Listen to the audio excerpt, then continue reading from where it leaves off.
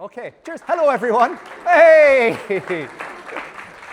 Thank you very much. It's a real honour and pleasure to be back speaking at the Footsteps Conference, especially after three amazing speakers. They were just wonderful, and hopefully we'll try to keep that level as very best we can. Tim said that I'm his warm-up act.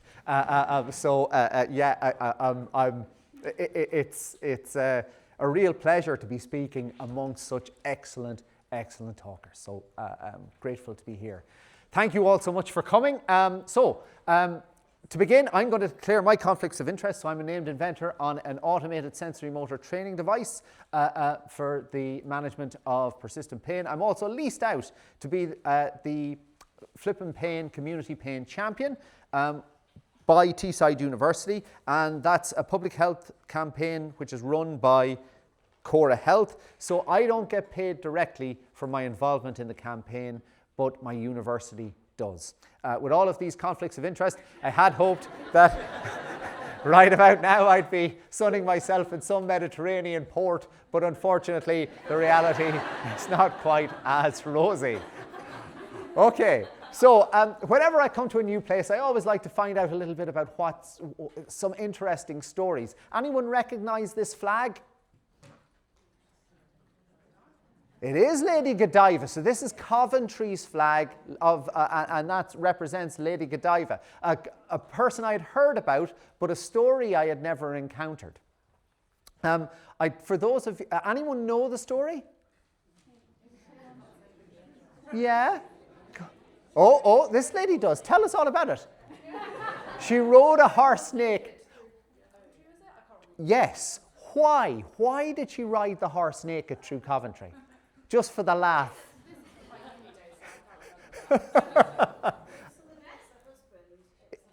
It was her husband's fault, absolutely. What?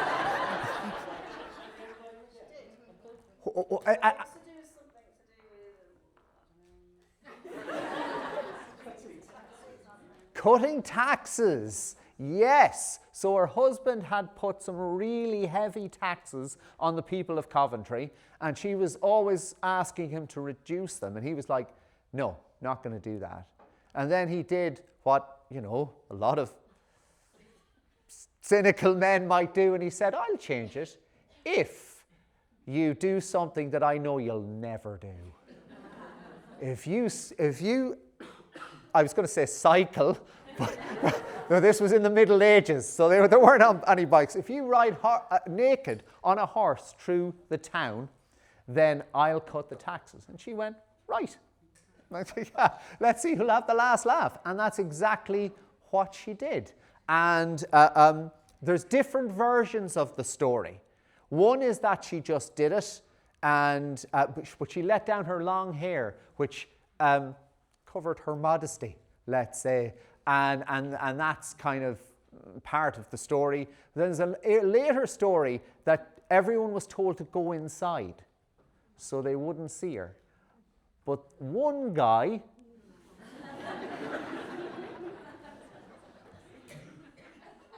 decided he wouldn't do that. Anyone know the name of that guy?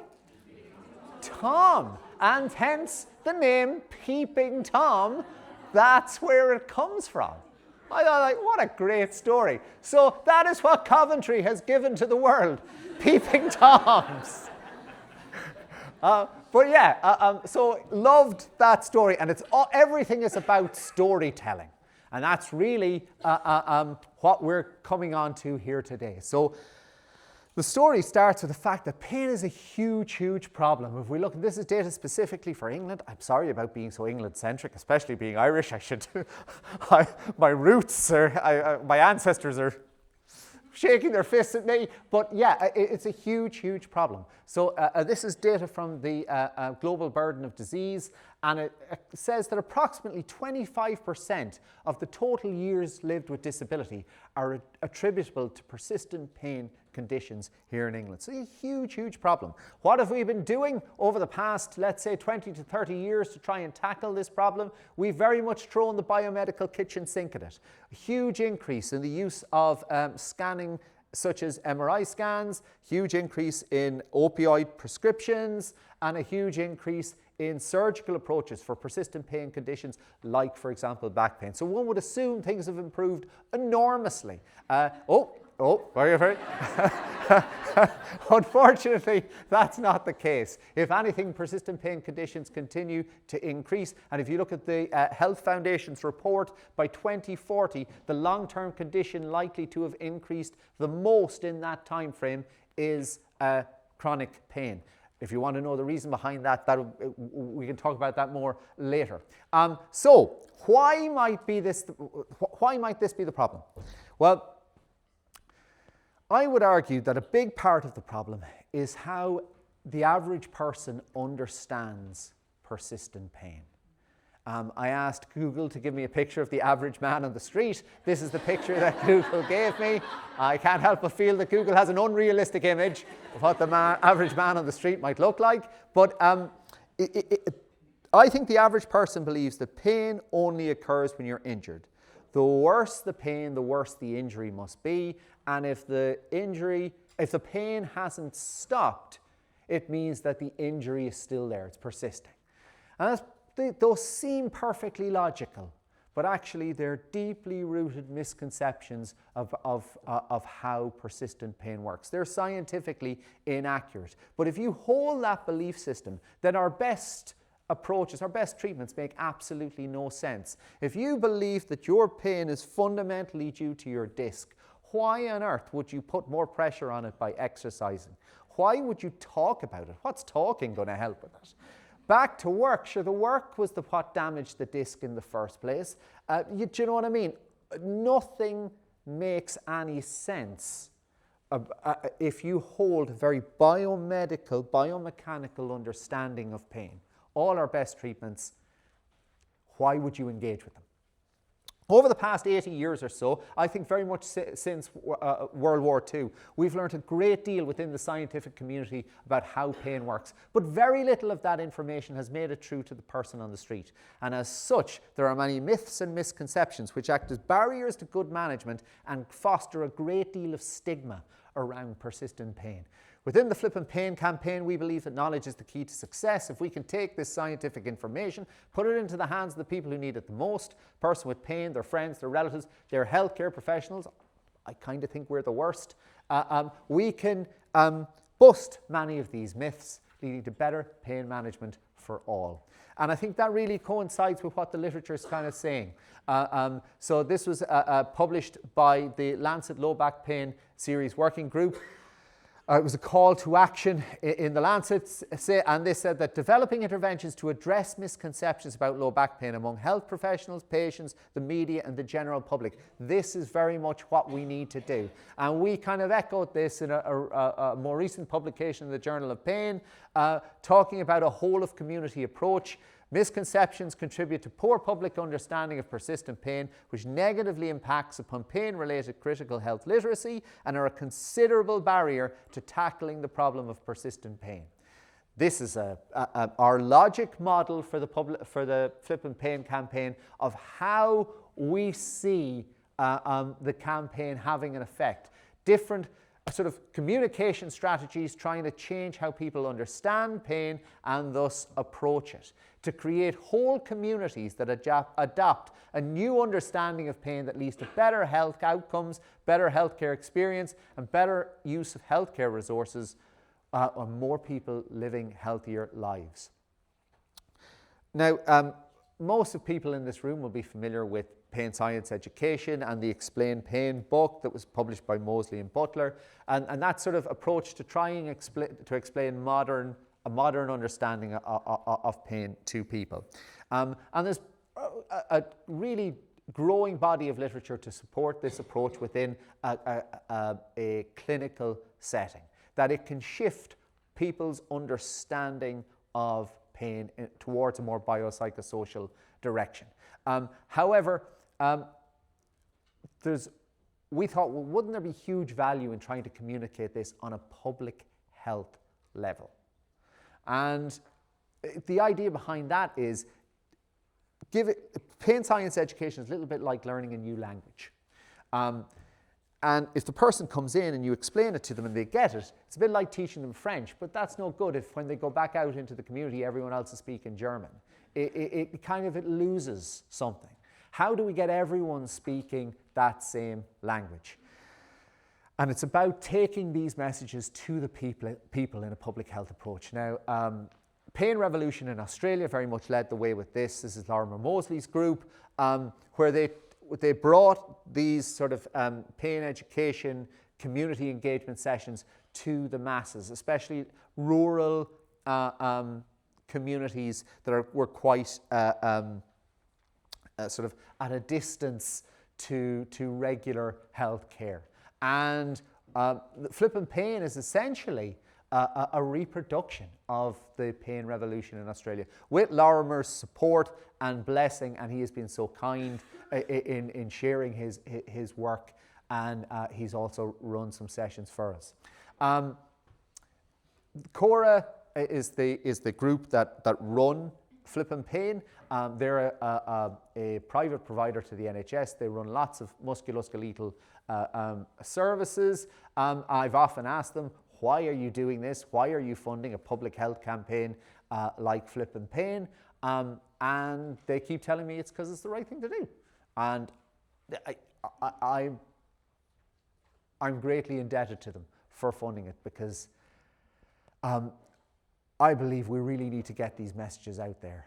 And it's extremely difficult to get funding for public health approaches. And all of what we produce is free at the point of delivery. So, the longer they support us, the better. So we've got 6 key messages. The persistent pain is common and can affect anyone. Hurt does not always mean harm. Everything matters when it comes to pain. Medicines and surgeries are often not the answer. Understanding your pain can be key, and recovery is possible. Now, what I'd like to do very, very briefly is switch modes a little. This is a talk about why we need public health approaches like Flippin' Pain, but I want to kind of very quickly go into giving you an example of what we do within campaign events. So our sort of flagship event, our town hall type events, where we have kind of 3 components to it. The first one is someone with lived experience gets up and delivers a little bit about their story. Often the story goes this way. Things were really, really bad. I found pain science education, or I found a biopsychosocial understanding of pain, and things are now better. They're not cured, but things are better. Things are going in a better direction. Then we have sort of a 45 minutes of the sage and the stage. Usually it's me, but often there's a load of other community pain champions as well, who will deliver a sort of a 45-minute session on pain science education, trying to make it engaging and entertaining as best we can. If you're going to do public engagement, it has to be engaging. And then afterwards, we do about a 30 minutes Q&A session. The questions are nearly always for the people with lived experience, never directed at me, and they're always, how did you do it? How did you shift gear? And I'll talk a little bit about that towards the end. So I'd like to just give you a brief snippet of what we do in those events. So I'll kind of step out of that role, step into this role, and this is kind of, so we're at a Flippin' Pain event. You guys are just the general public. Hello! How are ye all? Great to see ye. Okay, so we're going to cover 2 key messages today. The first one is hurt does not always mean harm. Well, what do we mean by that? Okay, so this is a case study which is published in the journal, the British Medical Journal. It's published in 1995, and it tells the story of a builder who jumped from one platform to the next, and as he did so, a 6-inch nail went up through his boot. He was in absolute agony. He was rushed to accident and emergency, where they gave him some really strong painkillers like fentanyl, had very little effect. They brought him into the operating room, removed his boot, and what they found was, miraculously, and that's the word they use in the case study, miraculously the nail had passed between his toes. So there wasn't a scratch on him. He was completely uninjured, yet he was in terrible, terrible pain. It's a perfect example of hurt does not always mean harm. You can have terrible, terrible pain with little or no injury. And the reverse is true. This is a case study published in the journal Injury Prevention. Quick disclaimer, that's not the picture from the actual case study. There was no picture. This is something I got off Google. But this tells the story of a man who went into accident and emergency complaining of headaches. When they scanned him, they found a 12-centimetre knife lodged in his head. It turns out the night before he had gotten a little tipsy. He had fallen over. When he woke up, he could find the handle of his favourite knife, but he couldn't find the blade. No prizes for guessing where the blade was. Favourite part of that story is that he had a favourite knife, like we all have a favourite knife, just hanging around. They removed the knife, and 2 days later he left in pretty good shape for a guy who had a knife lodged in his head. But it's a perfect example of hurt does not always mean harm. Here we have significant tissue injury with little or no pain at the time. If you take nothing from today, take this idea that pain and injury are two separate things. They sometimes hang out together, but not always. And with persistent pain, like old school friends, they often drift further and further apart. Now, I know what you're thinking. You're thinking, these people are nothing like me, or my friend, or my family member. But actually, this happens all the time. Put your hands up if you've ever been engaged in a sporting activity, or cooking, or washing, or anything, and then notice that you were bleeding and gone, good, when did that happen? Pop your hand up. There we have tissue injury with no pain at the time. For those of you who didn't put your hand up, have you ever woken up and gone, where the hell did that bruise come from? I have no recollection of that. Here we have again, tissue injury with no pain. Pop your hands up if you've ever woken up with the old bruise. Yeah, absolutely. Pain and injury, two separate things. So how is this possible? Well, it's all to do with our second key message, which is that everything matters when it comes to pain. Pain is a biopsychosocial experience influenced by biological, psychological, and social things. But I'm not going to talk about pain to begin. Instead, I'm going to talk about vision and how our visual system works, because everything we see is a biopsychosocial experience influenced by biological, psychological, and social things. For this bit, I need someone to volunteer. This is where everyone looks at the ground. You looking at the ground. I need someone to volunteer, and I'm on a tight schedule. Emma's just waiting to go get off. So, you are an absolute star. What's your name? You can stay right there. You don't have to go anywhere. What's your name? Alice. Alice, you're an absolute legend for volunteering. Thank you very much. I need to be a legend. Well, you've already hit that status with me. Beautiful. Okay, Alice, can you tell me what colour would you say that top square there is? Brown. Brilliant. And what colour would you say that bottom square works like? Yellow. You're already doing much better than my last participant who turned out to be colourblind.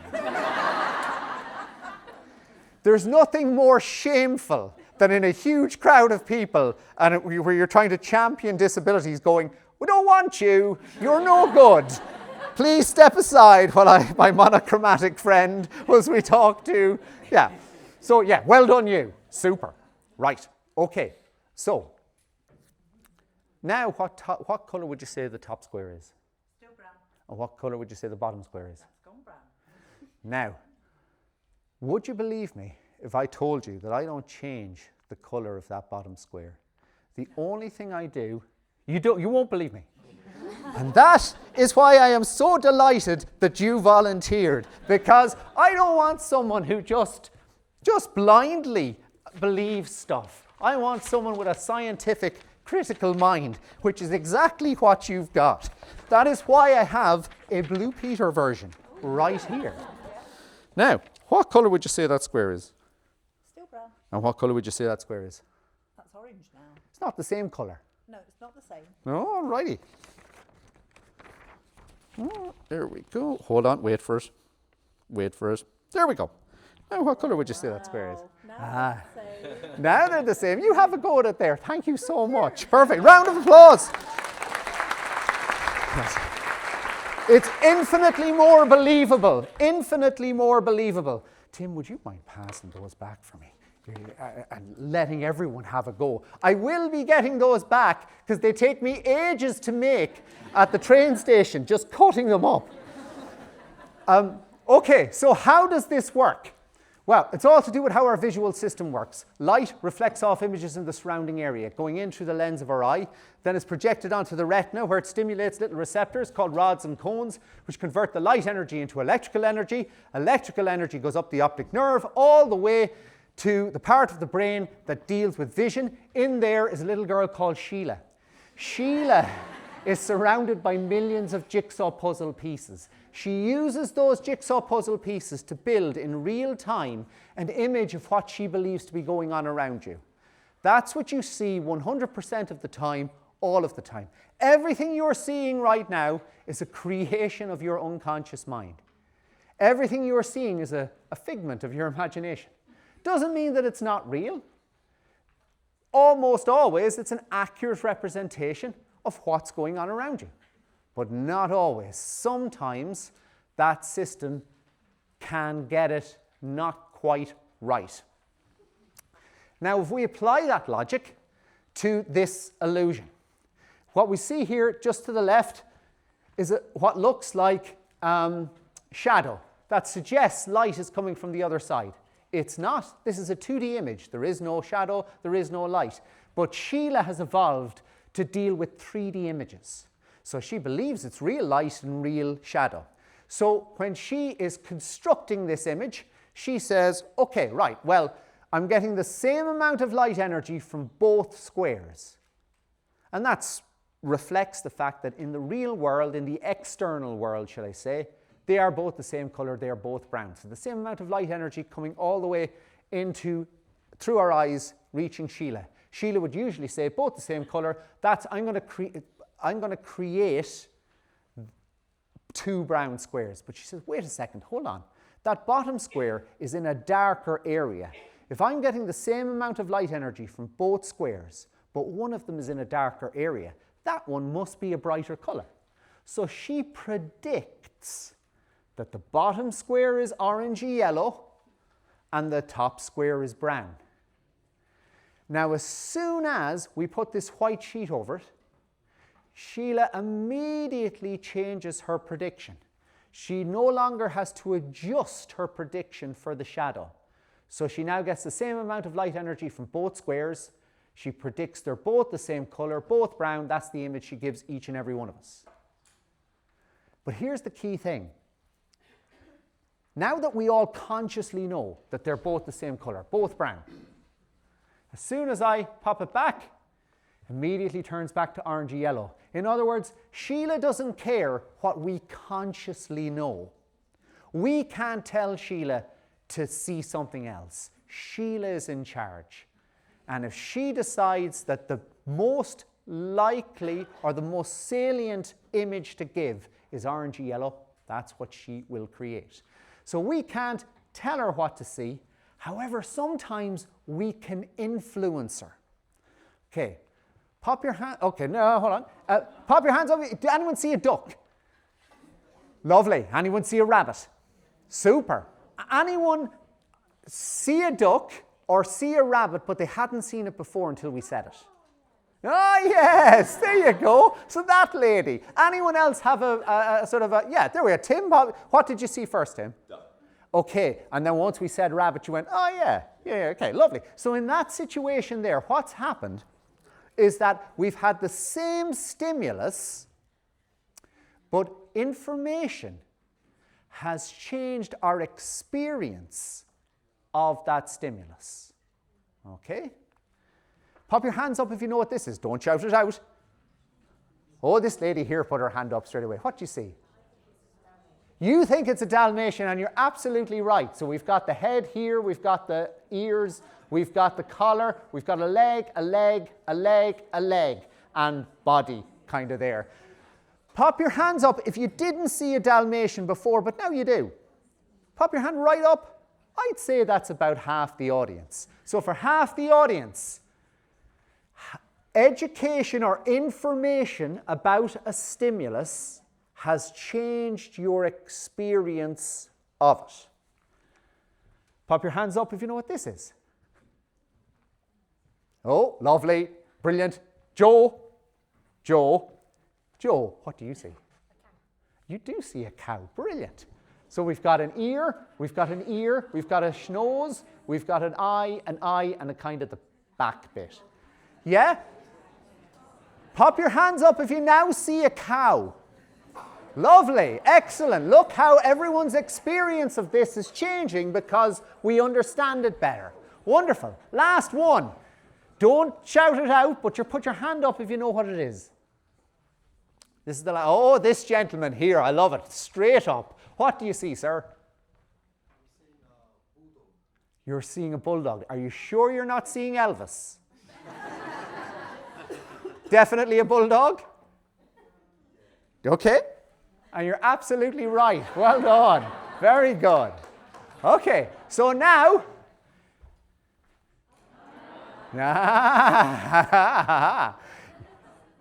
Again, information, education has changed how you experience an input. Now we move on to a pain.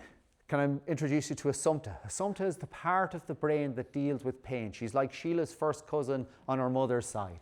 Assumpta is the part, I like to depict her as Lady Justice with her blindfold and her weighing scales.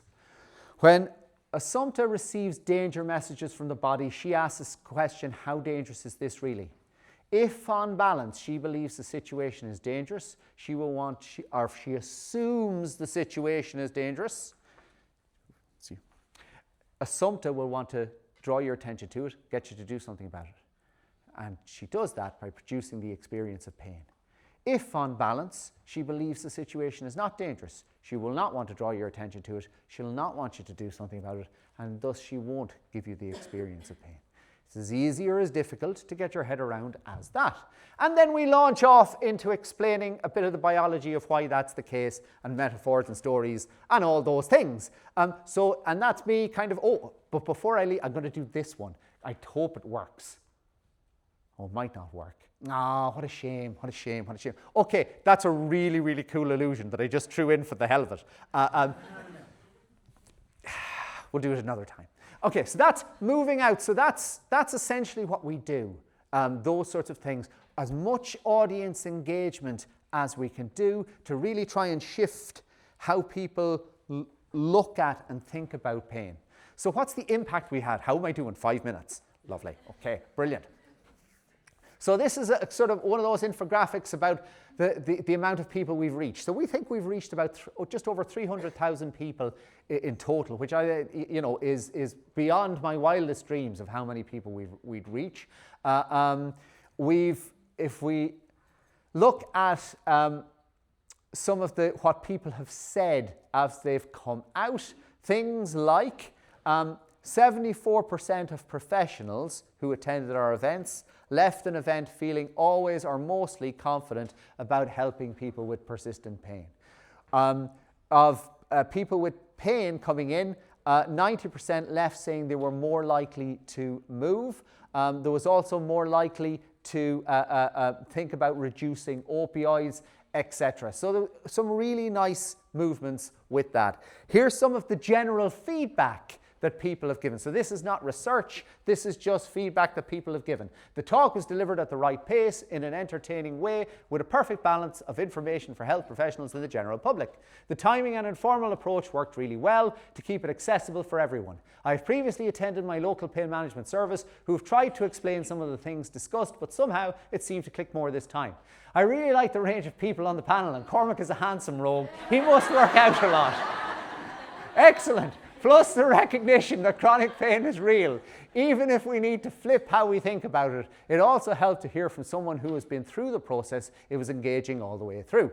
And this is the slide that Emma kindly threw up for me this morning. So I was reading on my way down on the train. So we did some qualitative interviews with people 1 month after attending events, and then the same people 1 year after attending an event.